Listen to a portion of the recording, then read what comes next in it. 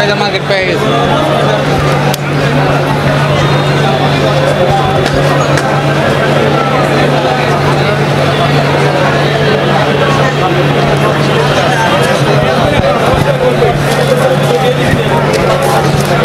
আর এবার তো নতুন টাকা নাই বাজারে বেশি, হালকা পাতলা এত দাম দাম মানুষ নিতে চায় না তো। আপনি এগুলো কিভাবে সংগ্রহ করেন? এটা বিভিন্ন লোকের মাধ্যমে, ব্যাংক থেকে?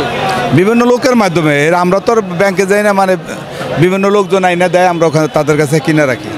এবার ভাই ব্যাংকে গেছি, ব্যাংক থেকে ডাইরেক্ট গুলিস্তানে যাও, ব্যাংকেও নাই কেউ। অনেকে অভিযোগ করতেছে ব্যাংকে পায় না, এখানে পাওয়া যায়। বিভিন্ন লোকজন আগে হয়তো এই যে 12 সালের টাকা 14 সালের টাকাও আছে, এরা এইভাবে বিভিন্ন লোক কালেকশন হিসেবে রেখে দিচ্ছিল, এখন এটা আমাদের কাছে বিক্রি করে।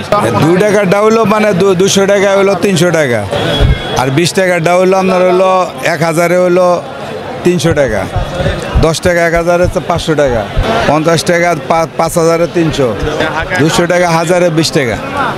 কত 25-26 বছর হবো। টাকার বিজনেস এটা সিরা টাকা আমি টাকা যেটা আমরা পাই, এটা বাংলা ব্যাংকে আমরা চেঞ্জ করি, তো এটা আমাদের মূল তো ব্যবসা। সিরা টাকাটা হলো মূল, এটা টাকার কন্ডিশনের উপরে। বেশি খারাপ বেশি মানে এটা দেখার উপরে আমরা নির্ভর করে টাকার। এটা আপনারা বুঝবেন, এটা আমরা বুঝুন যে বাংলাদেশ ব্যাংক কি এদের সংবিধানে যা আছে যে ওইভাবে আমরা নেই। বাংলাদেশ ব্যাংকের সংবিধানের বাইরে তো আমরা নিতে পারব না। এইখানে আসছিলাম টাকা নেওয়ার জন্য, বাচ্চাদের জন্য টাকা নেওয়ার জন্য আসছিলাম। আমি নিয়েছি 3000 টাকা নিয়েছি, হাজারে নিয়েছি 100 টাকা করে। হ্যাঁ, প্রতি বছর এখান থেকে কিনি। আর কালকে নিয়েছিলাম 5000 টাকা, কালকে হাজারে ছিল, কালকে 50 টাকা। আজকে যেই তো লাস্ট দিন, আজকে 50 টাকা বাড়ছে। হ্যাঁ, আজকে রেট একটু বেশি। আসলে এটা আমাদের জন্য হয়তো দিন চলে গেছে।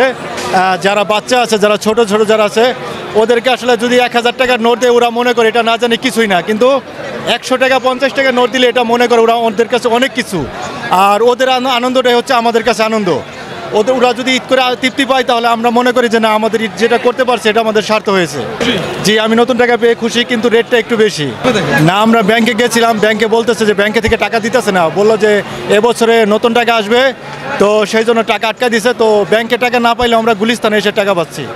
আসলে আমরা এটা ভাবতে আশ্চর্য হয় যে ব্যাংকে টাকা নাই, কিন্তু আউটসাইডে যেটা আছে সেখানে প্রচুর পরিমাণ টাকা আছে। তারা বলতেছে যে টাকার ঘাটতি আছে, টাকা ছাড়তেছে না। কিন্তু এখানে আসলে দেখবেন, আপনি যত টাকা চাবেন, আপনার টাকার কোনো কম হবে না। যত টাকা চাবেন আপনি হিউজ পরিমাণ তারা দেওয়ার জন্য প্রস্তুত আছে। তাহলে টাকাটা কম থেকে কোথায় গেল? সরকার থেকে তারা বলতেছে যে সরকার থেকে টাকা ছাড়ে নাই, কিন্তু এখানে হিউজ পরিমাণ টাকা আছে। যে আসবে সেই টাকা নিতে পারবে, কিন্তু ব্যাংকে গেলে অথচ আমরা টাকা পাচ্ছি না। আমি 2 বার করে ব্যাংকে গেছি, টাকা পাইনি।